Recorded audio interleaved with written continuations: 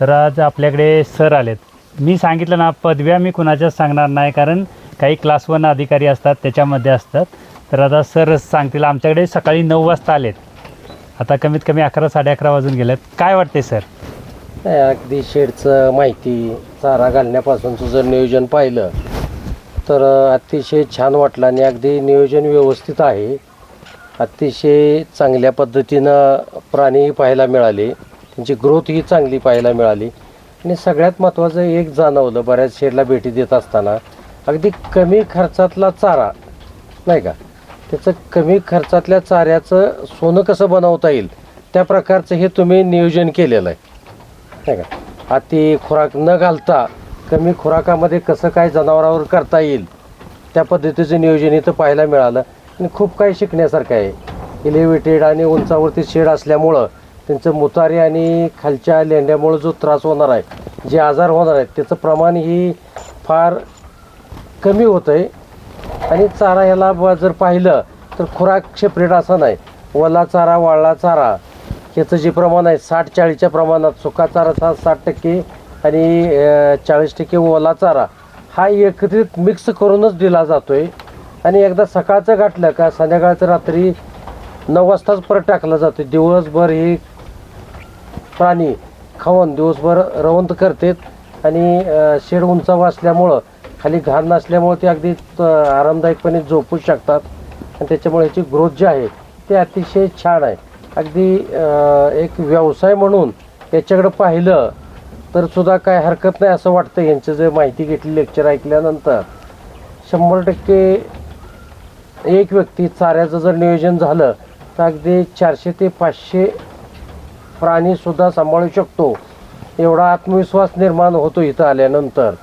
तरी मला वाटतं जे प्रामाणिकपणे सांगणारे सल्ला देणारे आहेत अशाच शेडवरती गेलं पाहिजे. काही ठिकाणी जे ब्रिडिंगच्या नावाखाली, मी गव्हर्नमेंटचा जरी जॉब करत असलो तरी पाठीमागं गावाचं नाव सांगतो, पलूस या ठिकाणी अगदी मला वाटतं 16 वर्षापूर्वी गेलो होतो. आणि त्यानंतर तिथं पाहिल्यानंतर हे लक्षात आलं की ब्रिडिंग हाच व्यवसाय आहे. 1000 रुपये किलो, 2000 रुपये किलो. मग ह्या पद्धतीनं जर काम केलं तर शेतकऱ्याला नफा मिळणारच नाही आणि शेड चालणारच नाहीत, कारण त्याचं पुढं ब्रिडिंग म्हणून जाईल अशी खात्री नाही. तर मटन मार्केटसाठी जर हा व्यवसाय करायचा असला तरच हा परवडू शकतो असंही लक्षात येतं आहे. आता सध्या आमच्याकडं 100 कुकरी असून म्हणजे त्यामध्ये आणि ह्यामध्ये जे काही बदल आहेत, छोट्या छोट्या गोष्टी शिकायला मिळाल्या ते खूप छान आहेत. आणि तसा जर बदल केला तर निश्चित अजून सुधारणा होऊ शकते. आणि ह्याच्याकडे एक व्यावसायिकता म्हणून जर नवयुवकांनी पाहिलं तर अगदी मोठ्या प्रमाणात जशा डाल मिल आहेत, साखर कारखाने आहेत, जसे पोल्ट्रीचे 2-2, 5-5 लाखाचे शेड आहेत, तशी ह्या प्राण्याची सुद्धा नक्कीच होऊ शकतात. हां, जरी महाराष्ट्रात हे नसतील, कदाचित मला वाटतं कर्नाटक, तामिळनाडू या ठिकाणी आहेत. महाराष्ट्रामध्ये आपल्या 10,000 पर्यंत आहे. 10,000 पर्यंत आहेत. हां, तर ह्या पद्धतीनं जर परवडत असेल तर शेतीला आधुनिकतेची जोड दिली तर निश्चितच हे मेंढीपालन यशस्वी होऊ शकतं. मात्र त्याच्यासाठी खरोखर प्रामाणिकपणे, मी आज इथं चिकणे सरापाशी आहे म्हणून बोलतोय असं नाही, तर खरोखर प्रामाणिकपणे माहिती द्यायची जी त्यांची ही आहे, तळमळ आहे, जी सत्यता आहे, ती आपल्या भोळ्या बाबड्या शेतकऱ्याला ओळखता येत नाही. त्यामुळे शेतकरी ब्रिडिंगच्या नावाखाली जे यूट्यूबरकडून माहिती घेतात आणि फसतात. मात्र चिकणे साहेबांच्याकडे जर माहिती घेतली तर ते खरोखर आहे नाही का. तुम्ही इथं आल्यानंतर पण तीच, आणि पाठीमागं जर कोणी विचारलं तर जो शेडला भेट देणार आहे त्याच्या प्रतिक्रिया घेणं महत्त्वाचं आहे. कारण इथं लक्षात येतं आहे जे समोर आहे तेच आहे, त्यामुळे पाठीमागं सुद्धा तेच सांगायला काय हरकत नाही असं मला वाटतं नाही का. आता मी माझं शेड सक्सेस आहे, पण माझ्याबरोबर ज्यांचं फेल झालं त्यांच्याशी सरांशी कॉन्टॅक्ट करून दिलं, कारण सर त्याच भागात आलेत. आता त्यांचा अनुभव आणि आमचा अनुभव सरांना त्यांनी स्वतः सांगितला. काय वाटते सर, आहे बरोबर? नाही, आता मी इथं शेडला भेट दिल्यानंतर सरांनी त्यांच्यासोबत जे केलेलं होतं त्यांच्यासोबत फोनवरनं बोलणं करून दिलं. त्यानंतर ते अनसक्सेस काय झालं ह्याची कारणंही महत्त्वाची आहेत. आणि व्यवसाय करताना माणसानं सक्सेसवाल्याचं तर करावंच, पण जे शेड अनसक्सेस झालं, फेल झालं आहे त्याचा तर 5 वेळा अभ्यास केला पाहिजे. सक्सेसवाल्याचा एकदा केला तर त्याचा 5 वेळा अभ्यास केला तरच लक्षात येणार आहे की का फेल झाला, आपण का पडतोय, का घसरतोय. हे जर लक्षात आलं तर निश्चितच यशस्वीतेच्या मार्गाकडे आपण जाऊ शकतो. आणि मुळात ह्याच्यात अभ्यास करून कष्ट जिद्द चिकाटी जर केली तर आता आमच्या चिरंजीवानं त्यांचं शिक्षण असताना पुण्यासारख्या ठिकाणी शिक्षण असताना काही अडचणीमुळं तो गावाकडे राहतोय. गावाकडं आंब्याचं शेत एक 20 एकर आहे, 5-5.5 हजार झाडं आहेत, जांभळीची 700 झाडं आहेत, नारळाची 400 झाडं आहेत, डाळिंब तोडते एक 2200 झाडं लागवड केलेली आहे. तिथं चांगला सेटअप असताना त्याच्यासोबत एक त्याचं वय 22 असताना सुद्धा ते म्हटलं काय नाही, आपल्याला आता पप्पा ह्याच्यामध्ये नोकरीपेक्षा मला शेतीमध्ये इंटरेस्ट आहे, त्याला जोडधंदा करू.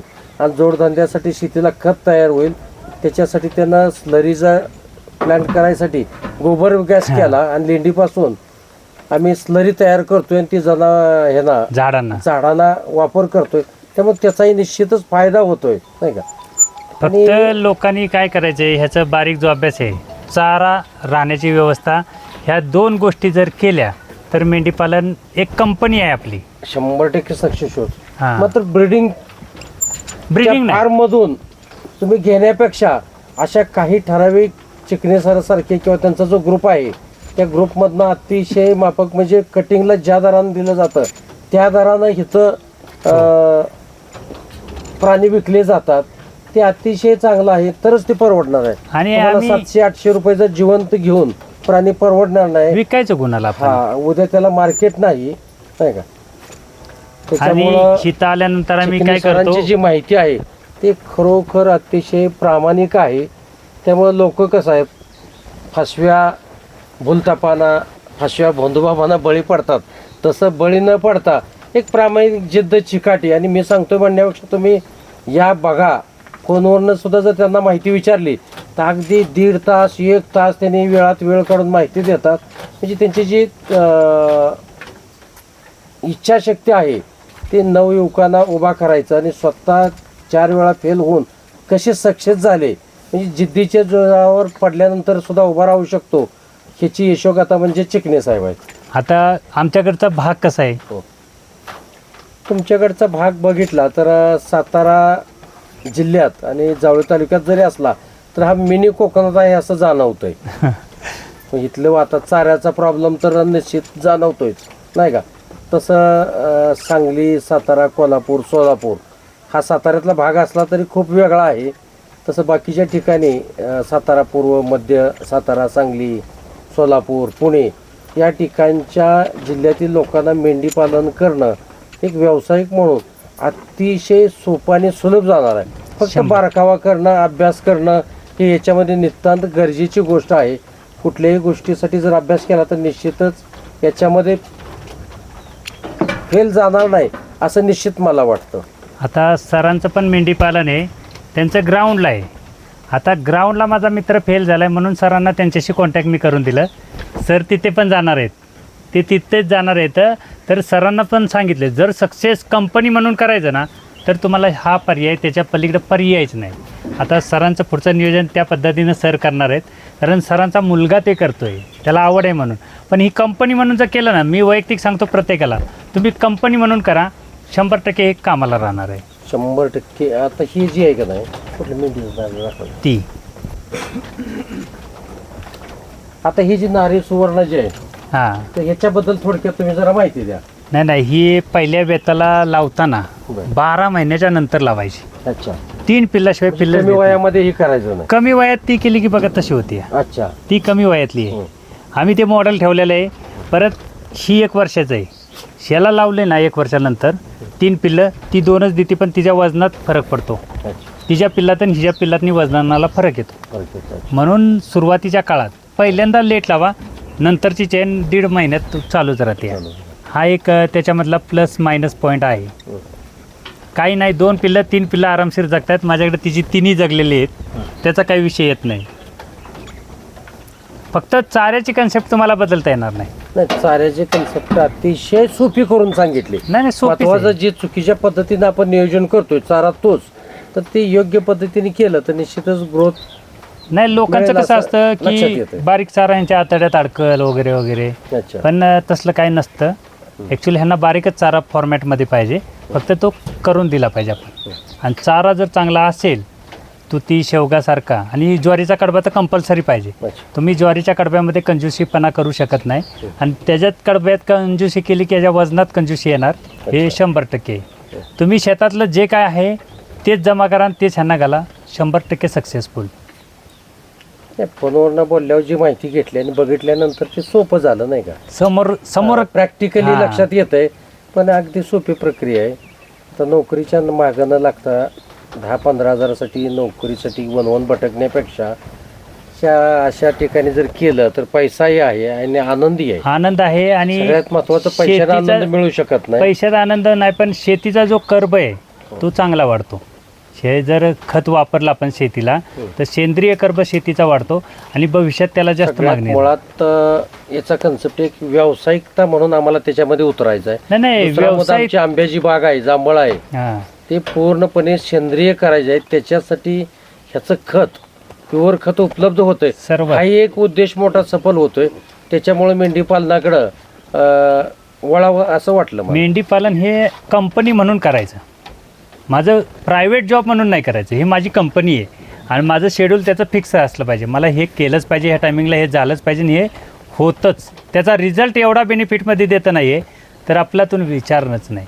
खूप सोपी पद्धत वाटली. सकाळी एकदा 9 वाजता चारा घालायचा, संध्याकाळी एकदा 9 वाजता घालायचा चारा. म्हणजे असं फार क्लिष्ट किचकट नाही नाही नाही नाही तसलं काय नाही. जास्त औषधं वगैरे जर पाहिली आणि माहिती घेतली तर कुठंच काय दिसत नाही, नाही का. तर अतिशय छान आता बघा, नियोजन ते आहे. खाल्लं की त्या मेंढ्या अशा झोपायला सुरुवात होतात आणि त्यांचा आजार ती मान टेकवणे. ही जी मान तिनं जमिनीवरती टेकवले ना, ग्राउंडला असलं की ते तसा प्रॉब्लेम येतो त्याचं लेंड्या आणि मुतारी तिथं वास येणार आणि तो प्रॉब्लेम होणार. आणि त्याचा निमोनियामध्ये रूपांतर होतं. अच्छा. आणि ती कन्सेप्ट कंट्रोल करायला हां. तिला झाले तर ती जेव्हा ठसकती किंवा शिंक करती हं. ती बाजूला इन्फेक्शन होतं. बरं. आणि हे होऊ नये म्हणून उंचीवरती शेड असावं. हा मेंढी पालनातला सगळ्यात मायनस पॉईंट. मोठं. आणि ह्यांना सवयच तशी आहे की मान जमिनीला टेकून बसणे. पण आम्ही सांगताना काय, आम्हाला यूट्यूब करायचं आहे ना, आम्ही काय तुम्हाला सांगू शकत नाही. अगदी बरोबर. असा विषय झाल्यामुळं आपल्या लोकांचं जे काय मेंढीपालन झालं ते लॉसमध्ये झालं. 90% लॉसमध्ये, 10% राहिलेत. आता आमच्या शेडमध्ये आम्ही सकाळचं झाडत होतो. सकाळचं झाडत असताना आमचा हा छोटा चिरंजीव, एक दिवशी तो मोठा चिरंजीव नसल्यामुळे तो तिथं थांबला. त्यानं संध्याकाळी एकदा झाडलं. हां, संध्याकाळी झाडल्यावर असं लक्षात आलं की मेंढ्या रात्री काय करायच्या, ह्या शेडच्या बाहेर एक मोकळं केलंय बसायला, तर हो पण. तिकडं जायच्या. हां, मग एक तर खताचं नुकसान ते नुकसान, आणि उघड्यावरती बसायला जायचं. पण ज्यावेळेस त्यानं संध्याकाळी झाडलं त्यावेळी आमच्या लक्षात आलं त्या मेंढ्या परत तिथं बसायला लागल्या. त्यामुळे आता स्वच्छतेला काय केलं आम्ही, 2 टाइम केलं, हां, जागा स्वच्छता केली. त्यानंतर आता जो आमचा तिथं पाहतोय तो चिरंजीव श्रीकांत, त्याच्या लक्षात आलं अरे ही स्वच्छता ठेवल्यामुळं अजून चांगलं होतं. तर आता त्याच्या डोक्यात कसं आहे, रोज संध्याकाळी 4-5 वाजता ते धुतो, धुतल्यामुळे त्याचा वास वगैरे बऱ्यापैकी जातोय. आता आपलं खालचं शेड आहे तर लगेच वरती करायला वेळ लागणार आहे. हो ते आहे, पण म्हणजे कंपनीला तोपर्यंत काय आपल्याला हां. बंद करण्यापेक्षा आहे त्याच्यामध्ये काय करता येईल ह्याची कल्पना त्याच्या डोक्यात सुचली. 2 टाइम झाडणं आणि रोज धुणं शेड, तर त्याच्यामुळे सुद्धा आजारावरती थोडंसं कंट्रोल होईल. 60% ज्यांच्याकडे वरच्या मजल्यावर फरक शेड होत नाही तोपर्यंत त्यानं स्वच्छता राखणं, शेड 2 टाइम किमान 1 टाइम धुणं आणि 2 टाइम झाडणं हे 100% गरजेचं आहे. त्यानं तुम्ही मला वाटतं 50-60% आजार कंट्रोलवर आणू शकता. आणि 100%, 90% कंट्रोल करायचं झालं तर वरच्या मजल्यावरती जे शेड करणं गरजेचं आहे असं दिसतं. त्याच्याशिवाय मेंढीपालन होतच नाही. होऊ शकत नाही. किती जरी पण आता एक तुम्ही असं सांगा, ज्यांनी खालती शेड केलंय ते लगेच मोडून वरच्या नाही, मजल्यावर नाही. येता येत नाही. आम्ही त्यांना काय तर त्यानं सांगितलंय? काळजी काय घ्यायला पाहिजे. खाली एकदम Success करायचं. स्वच्छता बर आणि जे काही गोचड्या होऊ नये किंवा पिसवा होऊ नये त्याची जी काही फवारणी असते बर ती कंपल्सरी केलीच पाहिजे. कारण ते आत्ताच्या परिस्थितीमध्ये, आता जे क्लायमेट झालंय त्याच्यामध्ये जास्त प्रमाण वाढतं त्याचं. अच्छा. कारण त्यांच्यासाठी ते पोषक वातावरण असतं. प्राण्यांना गरम होतं, पण आपण त्यांच्या प्राण्यांची जी लघवी वगैरे होती त्यानं बरं. जमीन त्या टेम्परेचरमध्ये राहते. हो. आणि त्याच्यामुळं काय होतं की जी काय फवारणी किंवा जी स्वच्छता आहे ती नाही केली की ह्यांच्या वजनावरती परिणाम होतो. 100. हा एवढा एक मायनस पॉईंट आहे. आणि धुतलं पण पाहिजे. धुतलं पाहिजे आणि तुम्हाला जसं वाटेल बाबा 5 फुटाचंच करा उंचीवरती. बरं. हळूहळू स्टेप बाय स्टेप जसं आपलं बॅलन्स येईल. बाबा हे 10 प्राणी विकलेत ना, नवीन 10 नका घेऊ, पण ह्यांना उंचीवरती करण्याचं ट्राय करा. अच्छा. म्हणजे आपली कंपनी कशी एक पायरी चढली की एक पायरी एक, तशी ही कंपनी उभी करत राहायची. अच्छा, अगदी बरोबर. एम्पायर झालं ना एकदा, हो. मग तुम्हाला ह्याचा कुठलाच तोटा नाही, हे मी सांगू शकतो. कारण मी पाहिलं जवळून नाही ह्यांना, त्याच्यामुळं हे वन टाईम इन्व्हेस्टमेंटवालं कंपनी आहे आणि ह्याचं रिटर्न दरवर्षाचं आहे. अच्छा. ह्यामध्ये ते बेनिफिट करतं. असा विषय आहे मेंढीपालनाचा. बाकी मेंढीपालन अवघड वगैरे तसलं काय नाही. आणि जर 3-3 आणि 4-4 पिल्लं देत असतील माद्या, तोच चारा खाऊन तेच सगळं आणि तेच आहे. अगदी बरोबर. बाकी ह्या मेंढीपालनात अवघड नाही. फक्त आम्ही जाहिरात करतो किंवा त्यातले जे यूट्यूब कोकरे आहेत ते 30 किलो वजनापर्यंत होण्यासाठी किती खर्च येत असेल? 1200 ते 1800 रुपये लय झाले याला. 1200 ते 1800 रुपये. आणि 4 महिन्यातच ते 30 किलो करतो. अच्छा. पण त्याचं कारण वर पाहिजे, ग्राउंडला ते मोठ्या नाही. मेंढ्याला किती चारा लागतो दिवसात? ह्या जेवढ्या मोठ्या माद्या येतात किंवा हा नर आहे त्यांना 2 किलो सकाळी आणि 2 किलो संध्याकाळी. आणि खुराक तर तुम्ही बघितले आम्ही किती देतो आता, त्याचा काही विषयच नसतो. पण सुका चारा जेवढा सकाळी तुम्ही 2 किलो आणि संध्याकाळी 2 किलो. हो 4 किलो चारा 4 लागतो. किलो चाऱ्यामध्ये. पण सुका चाऱ्याचं कन्सेप्ट जेवढं जास्त, त्याच्यामध्ये कडब्याचं प्रमाण जास्त, हो. तेवढं हे मेंटेन ओके. अच्छा. पण त्याच्यामध्ये जर तुम्ही ओला चाऱ्याचं प्रमाण वाढवलं तर मग ते प्रमाण कमी होतं. बरोबर. पण वजनाला सुद्धा कुठलीच मेंढी खराब नाही. हो. पण 2 पिल्लं देणारी बंदिस्तला परवडते, हे एक त्यातलं आहे. बाकी मेंढीपालन अवघड नाही, काय नाही काय नाही. तुम्ही सोपी करून सांगितलं हम्म. त्याच्यामुळे ते अवघड नाही. नाही अवघड नव्हतंच हे. हां. पण आम्ही काय केलं की तुम्हाला त्या मार्गात टिकून नाही राहायला पाहिजे, हो. मीच एकटा राहायला पाहिजे, म्हणून आम्ही तुम्हाला सांगितलं नाही. ओके, आता तुम्ही जर टिकून राहिला तर तुम्ही माझ्या स्पर्धेमध्ये राहाल ना. अच्छा. हे स्पर्धेचंच युग आहे. हां. कारण माझ्याकडे नारी सुवर्ण हे म्हटल्यानंतर लोक माझ्याकडे येतील, पण तुमच्याकडे पण हे म्हटल्यानंतर तुमच्याकडे डिवायडेशन होईल ना. पण आम्ही कटिंग मार्केट म्हणून करायचं ना, तर तुम्हाला कुणालाच तोटा नाही, आम्हाला बरोबर आहे. स्पर्धकही नाही.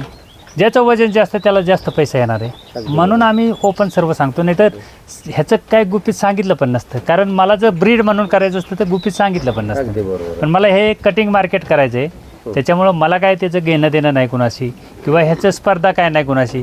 ज्याचं वजन जास्त त्याला पैसा जास्त, बस एवढं कन्सेप्ट आहे. म्हणून हे मेंढीपालन आम्ही मेंढीपालन म्हणून करतो, ब्रीड म्हणून नाही करत, असा विषय आहे.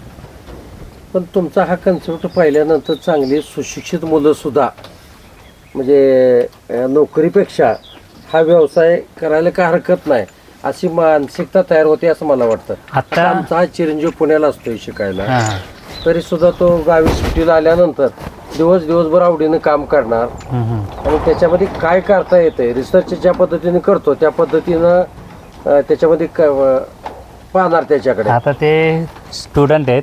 मी काल स्टेटसला ठेवला होता, मी तुम्हाला व्हिडिओ पाठवतो त्या मुलगीचा. मुलगी पण कालचं तुम्हाला रिअल उदाहरण सांगतो. आम्ही असंच गाडीत चालल्यानंतर एक जोडदार होताना शेअर मार्केटचा विषय झाला. तर ते जोडदार काय म्हटला, 5-10 लाख असतील तर तुम्ही शेअर मार्केटमध्ये टाका. मग मी आपलं ऐकत होतो. त्यानंतर आमच्या हे चिरंजीवला विचारलं, म्हटलं तुझं काय मत आहे रे? तर म्हटलं शेअर मार्केटमध्ये टाकून रिस्क घेणार, सारखं धडधड होणार, त्याच्यापेक्षा मेंढी पालनात टाकलं तर आपल्याला 1 वर्षात दुप्पट तर निघू शकते असा मला अंदाज येतोय. 100% ते विषय होता. नाही ते 100% होतं. फक्त आपण काय केलं की मुलांना उच्च शिक्षण दिलं पाहिजे ह्याच्या भ्रमामध्ये गेलो आपण. पण त्यांना हे असं काय दाखवलंच नाही आपण, त्याच्यामुळे त्यांना ते माहीतच नाही पडलं, असा विषय आहे. बाकी काय नाही. आणि हे जर बघायचं, मी तुम्हाला तमिळनाडूला घेऊन जाईन, मी जेव्हा जाईन तेव्हा. नक्की.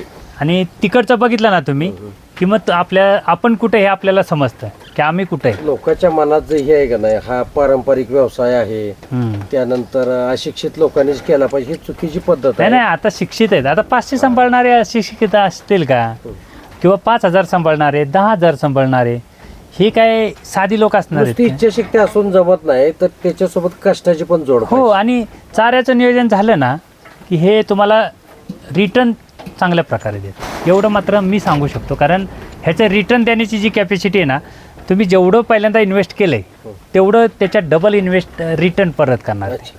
हे मात्र हे देऊ शकतं. पण सुरुवातीला जर काय सांगणारी चुकीच्या मार्गाने सांगितलं तर मात्र मग ते सगळं तोट्यामध्ये जातं. अगदी बरोबर. हे 100% तेवढंच आहे. कारण आता त्या मित्रांनी तुम्हाला सांगितलंच काय कारणं झालीत. त्याचं आणि माझं सेम कंडिशनमध्ये चालू झालं. त्यांची पिल्लं मी आणले तर त्याच्या माद्या त्यांनी नेलेल्या आहेत मदर, आणि तिथून त्यांची सुरुवात आणि माझी पण तिथूनच सुरुवात. पण मी आज उभा आहे त्यांचं ते तुम्हाला सांगितलं त्यांनी काय झालं. मग हे असं होतं, चुकीचं मार्गदर्शन झालं की अशा पद्धतीनं होतं. आम्ही आता पुन्हा पण त्यांना पण सांगितलं तुम्हाला जेव्हा प्राणी पाहिजेत तेव्हा माझ्याकडनं घेऊन जायचं, पण तुम्हाला असं करावं लागेल. क्वालिटी असेल ना तर काढतं ना. आता आमचा आंबा आहे का नाही केशरचा आहे आणि सेंद्रिय पद्धतीनं म्हणजे खतं वगैरे ह्याच्यावर केला जातो. तर आता आमचा एक तर आंबा अमेरिकेला जातो निर्यात म्हणून, आणि बाकीचा जो काय आंबा आहे तो पुण्या मार्केटमध्ये जातो. ज्याने आंबा एकदा नेलेला आहे ते कंटिन्यू आंबा यायच्या आधी 1 महिन्यापासून फोन करत असतात. मग आमच्याकडे पण ज्यावेळेस उपलब्ध होईल त्यावेळेस ती घेऊन जातात. मग आपल्याकडे पण तशीच सिस्टम आहे. ज्यांनी ह्यातले नर नेलेत आहे त्यांचं माझ्याकडे परतचं बुकिंग असतं. फिमेल तर मी देतच नाही, ह्यावेळी स्टॉपच केलेत आहे. आणि नंतरच्या वेळेपासून अर्ध्या फिमेल देणार आणि अर्ध्या माझ्याकडे ठेवणार आहे. ज्यांनी यातले नर नेलेत आहे ना ते कधीच म्हणत नाहीत की तुमचा नर फेल आहे म्हणून. 2-2, 3-3 वर्ष राहिलेल्या माद्यासुद्धा क्रॉस होत्या. आता चालतंय. तुम्हाला आमच्याकडनं शुभेच्छा. आणि काही माहिती लागली त्याच्यापेक्षा तुम्ही एवढी मनपूर्वक माहिती दिली अंधकरणाने वेळात वेळ काढून नाही, कधी तुम्ही अमूल्य फोन वेळ करा. दिला त्याबद्दल आपलं खूप खूप मनपूर्वक आभार. तुम्ही कधी या, कधी फोन करा, कधी माहिती विचारा. नक्की, फक्त रेंज नसते आता तुम्हाला पण माहिती हो, झाली. लक्षात आलं. हो मग संध्याकाळी कधी करा, आम्ही तुम्हाला 100% यातली माहिती देणार. फक्त आम्ही काय करतो, ह्यांना औषध लागू नये, इंजेक्शन करावं लागू नये, ह्याचं नियोजन आम्ही पहिलं करतो. अगदी बरोबर. अगदी ह्यांना झाल्यावर तर करणंच आहे, पण ह्यांना होऊ नये ह्याचं नियोजन आम्ही पहिलं करतो. पहिलं करायला अगदी बरोबर. बस ह्याच्या पलीकडे ह्यांना काय करावं लागत नाही, काय नाही, अवघड सुद्धा नाही. अच्छा. हे अवघड सुद्धा नाही. हो. केलं तर सर्वात उत्तम आणि चांगलं सोप्या पद्धतीचं आहे. बस एवढंच करायचं आहे की ह्यांची राहण्याची व्यवस्था तुम्ही सांगताय तशी स्वच्छ पाहिजे. स्वच्छ पाहिजे. अगदी बरोबर. चालतंय. चालतंय. खूप खूप धन्यवाद.